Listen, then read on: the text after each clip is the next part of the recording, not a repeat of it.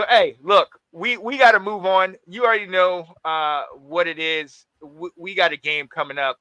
Before we do, we're going to take a quick breather. On the other side, we got to get in the host of Let's Talk Football, the Roundtable. My guy, Mr. Nicholas Rosario, will be right back.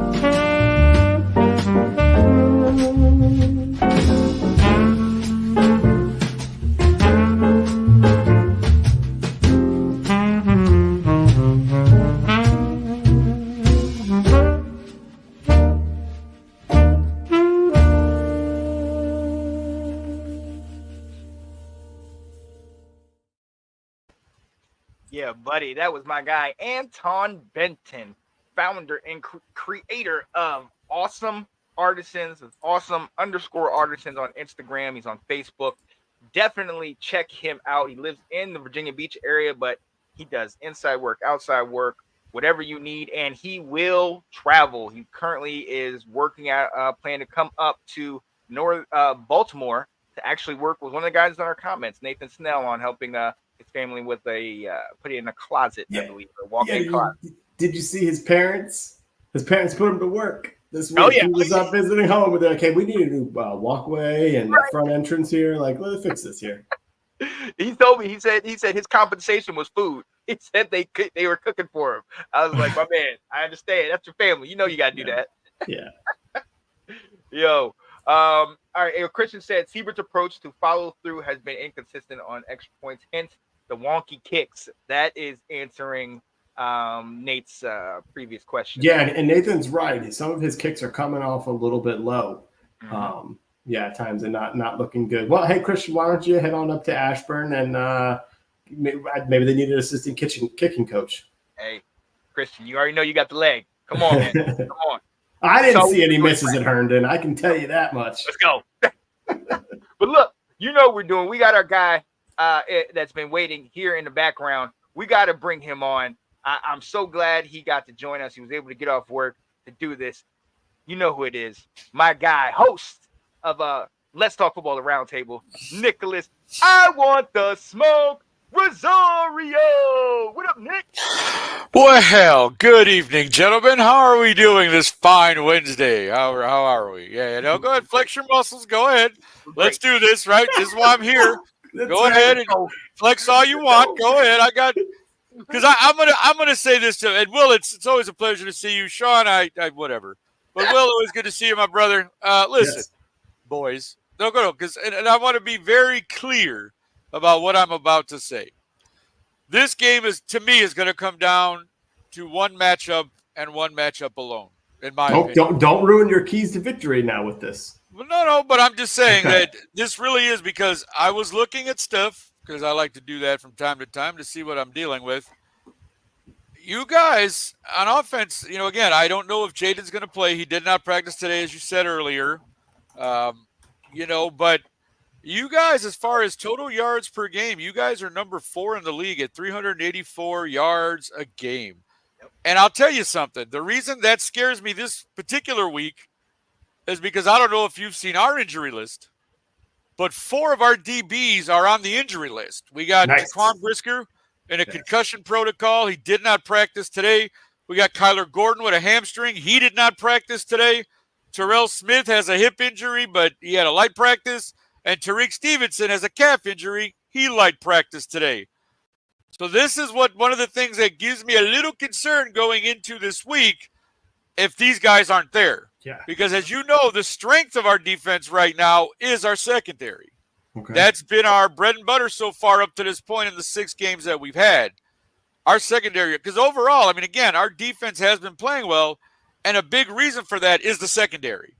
In terms of, that's why I say, we'll get into the keys to victory, but that's just one of those things I wanted to point out because, again, your guys' offense, as much as, again, everybody likes to criticize, the victories, like you said, We all know who you guys have played. Your victories are the Giants, Bengals, Cardinals, Browns, and Panthers.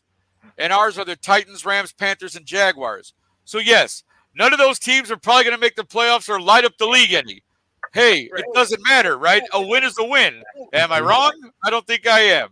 So the fact that you guys are sitting there at 5-2 and we're sitting here at 4-2 after our bye week, I mean, this is an important game for both teams because I think it's actually, as Will pointed out, it could have playoff possible, wild card implications towards the end of the season. It could have what? Possible wild card. Playoffs? Don't talk about it. Playoffs? You kidding me? Playoffs? I just hope we can win a game. Me too, Coach. But again, like I said, if the playoff, you guys always see those, right? Every week now they do. If the playoffs were today, yes. And right now we're the 7th seed if the playoffs were today. So there you go. Bears in the playoffs. But anyways, yeah, I mean, like this is to me this is an important game for both teams for a lot of reasons. Not just even the playoff implication, but the fact is it's a quality win for whoever wins. Because again, regardless of how you look at it, criticize our victories, fine. But the fact is we're 4-2, you guys are 5-2. So, this is an important game for both teams to show, again, your losses were to really good teams. You lost to the Bucs and the Ravens. I mean, that's nothing to sneeze at this season. I mean, I know the Bucs had a bad week, but they also lost 2 of their receivers. So we'll see what they do going forward. But, I mean, losing to the Ravens is no shame, my friend. That team is phenomenal. They're at the number one. They're number one in, like, offense and defense practically. So, I mean, I don't think anybody's going to criticize a loss to Baltimore, especially by only a touchdown. Right. So that's why I said this game to me is important for that reason alone. It's a quality win for both programs, whoever wins this game. And I just think, I'm very, with the secondary being injured, and kind of like, and I get it. I know Mariota may start. And Sean, you'll remember this. I don't know, Will, maybe. I was actually a Mariota fan. We have talked about Marcus in the past. Yep. And I've always just thought, man, if he got another chance to show something, maybe he'd do something. Now, I hope he doesn't do it this week, I guess, because, if he gets in there, then we're going to have to just destroy him. That's fine. But I'm just saying, overall, I like Marcus. I liked him coming out of Oregon, like, whatever. Marcus, I hope you're all right, buddy. But, yeah, so, I mean, to me, that's going to be one of the things that I'm definitely going to look for this weekend is your number 4 offense against our number 5 defense. So that's to me is going to be one of those things that really, it goes from there. Well, I love that you shared that about your defense because I can tell you this. I can see a roster, but I don't know how you're winning. I don't have the ability right now to pay attention to how everyone's doing in the league and how are you guys 4-2. So I'm a little surprised to hear that you're saying the strength right now has been the DBs, and so that I love that you said that. Talk to me about Eberflus now, because all of a sudden, like towards the end of last season, he basically just said, F it, we're doing this my way. And he flipped the defense around. They started making changes. You guys brought in Montez Sweat with the trade to help that. That sort of changed the entire team, maybe kept him his job, and now you're 4-2. So how's he doing as head coach? How's your offensive coordinator? How is everything going? Well, okay, so I'll take as far as the question, Alex, I'll take the last part first and the second part. Anyways, I'll go at it this way, Will. When Matt took over just the defensive call, as the head coach, obviously you're in charge of everything, but he took over the defense. And yes, Matt is a good defensive mind, and I think he's come up. He's used everybody effectively, in my opinion. Everybody is getting. And again, I heard you mention about the 2.5 sacks for Montez Sweat. Yes, Montez. But how disruptive is that guy is my point. I get it. He only has a couple sacks, but you have to double team him. Sometimes you have to triple team him. You have to do whatever you can to make sure that Sweat doesn't get you.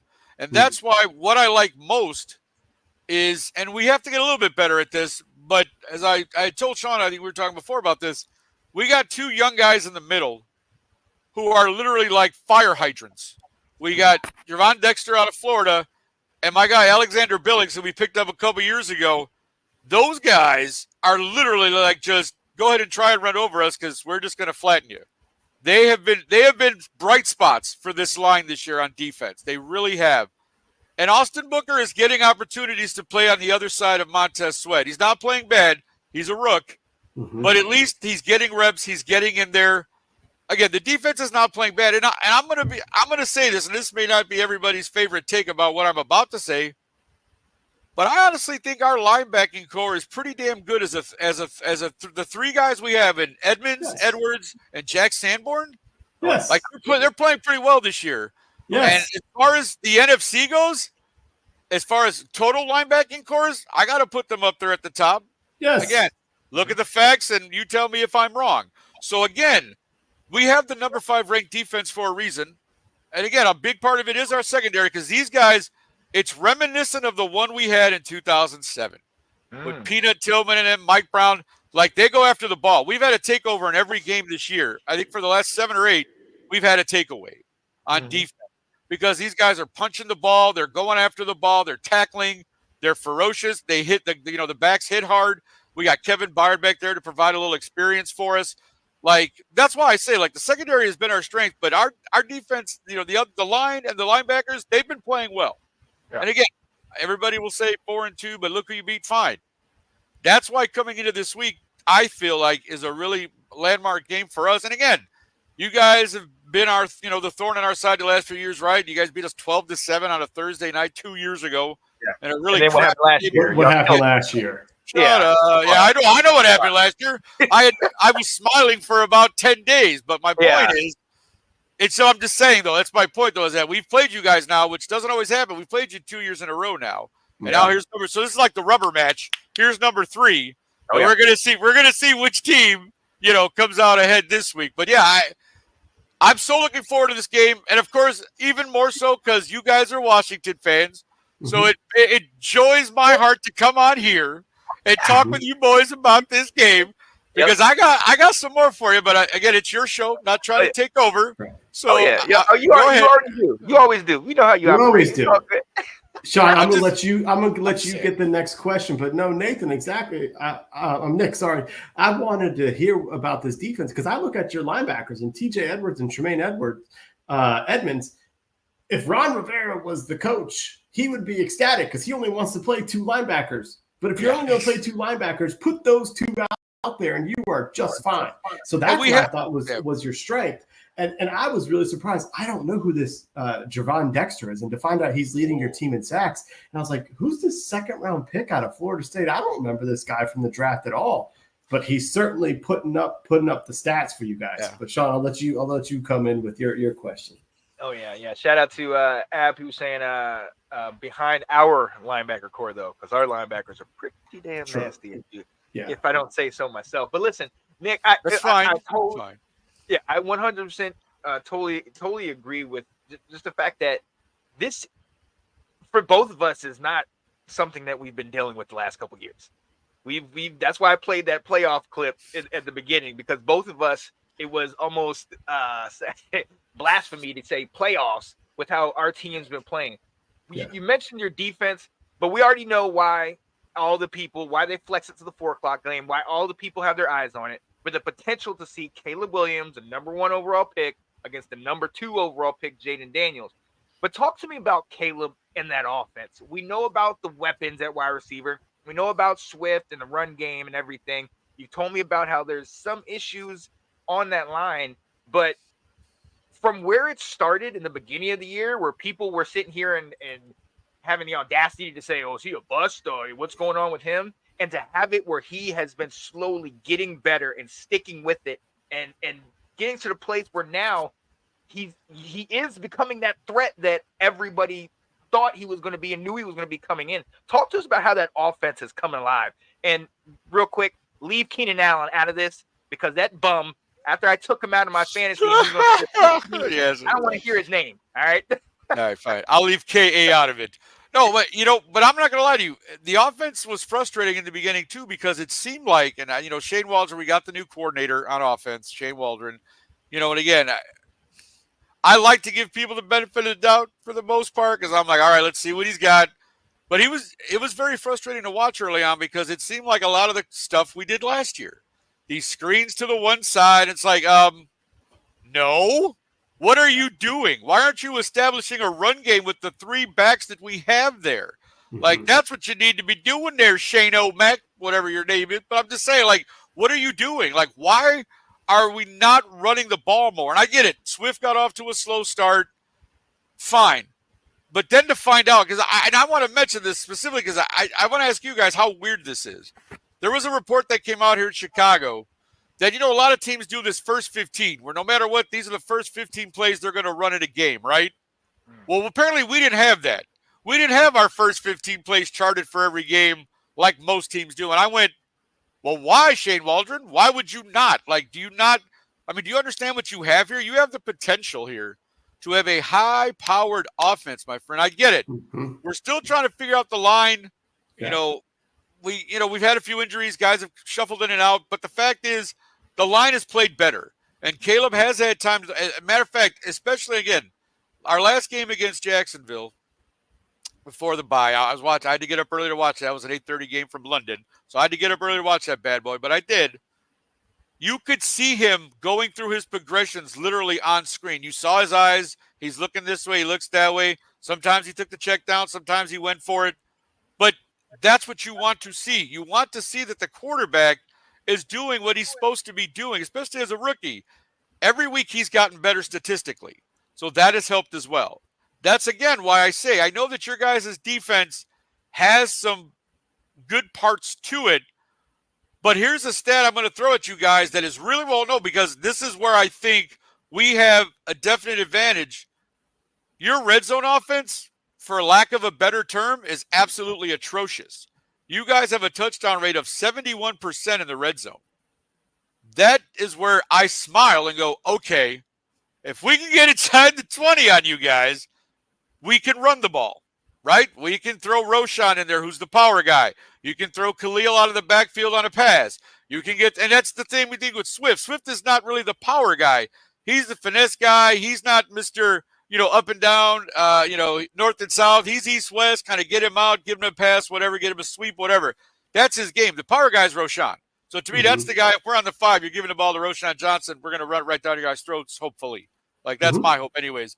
But, yeah, that was astonishing me to find out, though, because given that you are 5-2, but yet your red zone defense gives 71% touchdown rate like that, that's a source for concern, but also a source for me to get a little happy about. It's because we've gotten torched when we've actually played two good teams. We've been no, I get that. I get that, but that's what I'm saying. But see, on the flip side of that, again, when you look at our offense, and this is what I said, your defense in terms of ranking is 16th overall, okay? But our offense as a total is number 24 because we've only averaged 301 yards a game on offense. Our defense, as I've said, is our strength. They've kept us in every game we've had.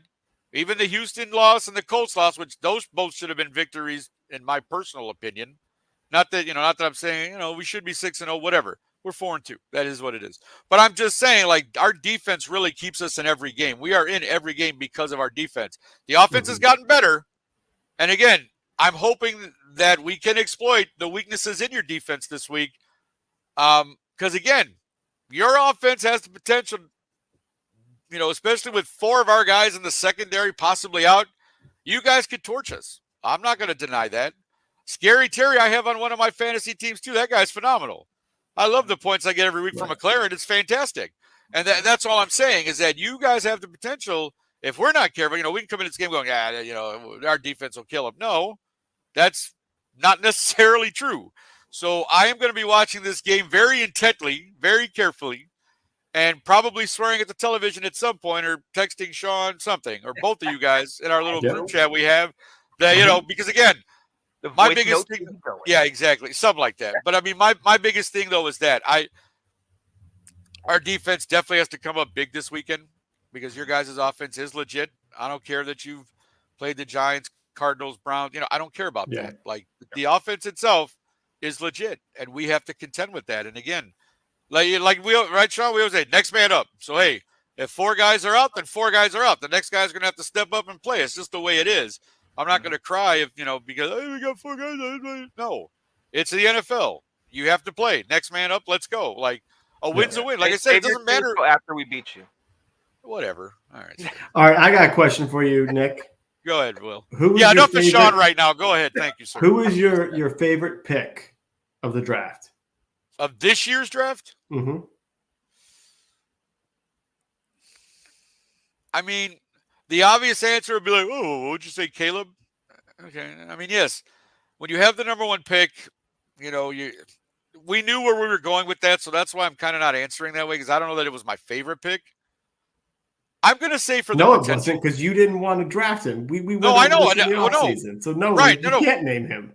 No, but that's what I'm saying. Like, I probably wouldn't anyways. Like I said, it's not, we knew where we were going. As soon as, that happened, you knew what was happening. You knew we were going to get rid of Justin. You knew Caleb was coming here. I don't think that was a surprise to anyone. That's fine. Again, I've accepted it. I've moved on. Here we go. I think because of future potential, and really just because, even though I would have preferred, I think in some way, to get another offensive lineman, I think Roma Dunze at 8 is going to be a steal. I think it absolutely, that kid, I've seen the hands, I've seen the speed, he can run routes.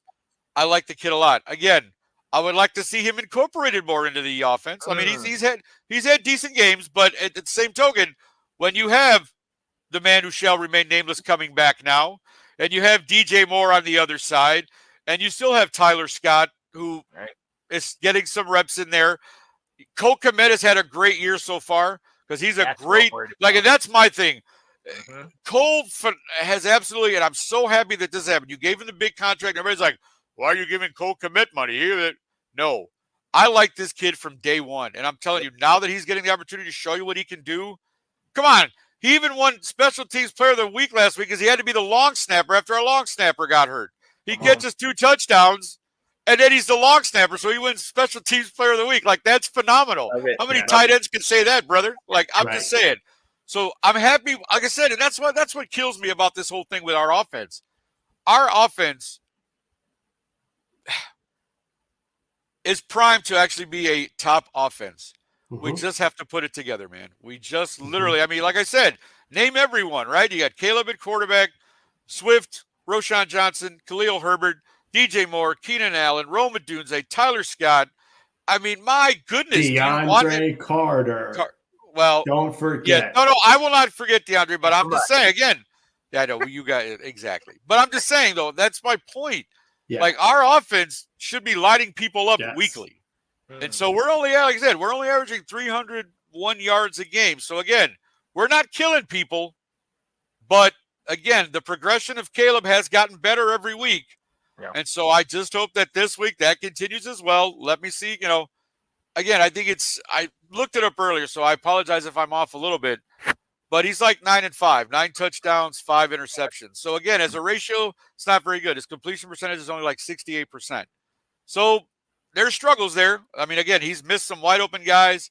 He's thrown some really you're just like, where was that ball going? But again, he is a rookie. I'm willing to give him the benefit of the doubt because he's been the starter since day one. There was no question about that. Yeah. But your boy Jaden, it was the same thing. Like, you knew he was the guy. You let him out there. And again, he's played phenomenal. I mean, again, I don't get to watch every Washington game, obviously, but I've seen the highlights. I've seen what the kid can do. You got to be impressed with him. Sure. Again, you guys are 5-2. Hey, you don't make the schedule, right? You play, and you go for the win. Oh, you sound like Alex. Shush. Yeah. I don't want to hear that. But I mean, you know what? It's true, though, because somebody was telling me the other week, he's like, oh, well, this guy's hurt. So? Everybody gets hurt in the NFL. Like, I mean, again, I know I don't like to be. Look at the Bucs. You can't sit here and be like, we beat the Bucs. They're no good. They don't have Mike Evans and Chris Godwin. Well, no, I'm saying. Well, that's my point too. Like, going forward, the Bucs could have a very serious problem on their hands because, again, that's another story for another time. But yeah, when you lose your 2 top receivers, what else do you do?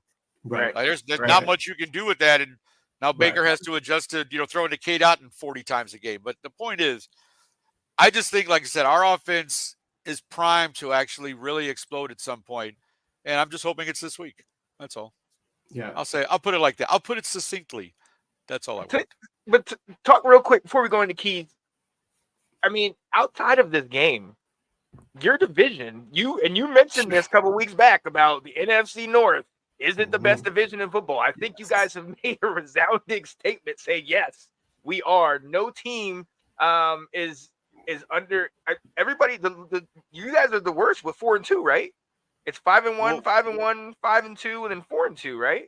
I mean, yes, because we're the only one with a bye week so far. So yes, everybody else. But yeah, I mean, I mean, it's so how's hard. that, how It's does hard to that not play look at into it.